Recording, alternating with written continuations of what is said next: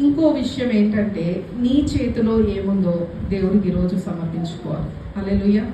నీ చేతిలో ఏమీ లేదు, కానీ ఒకటి ఉంది, నీ తల చేయాలి అనే విషయాన్ని ఈరోజు మనం నేర్చుకున్నాము. ఈరోజు మన దగ్గర ఉన్న దాంట్లో దేవుడు ఏం చేయగలుగుతాడు?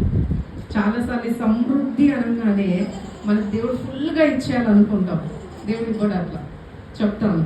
దేవుడు కొద్ది దాంట్లో సమృద్ధి ఎలా ఇస్తాడో చెప్తాను. అయితే మనకందరికీ తెలుసు కదా, 5 రొట్టెలు ఎంతమందికి వచ్చారండి చెప్పాలి?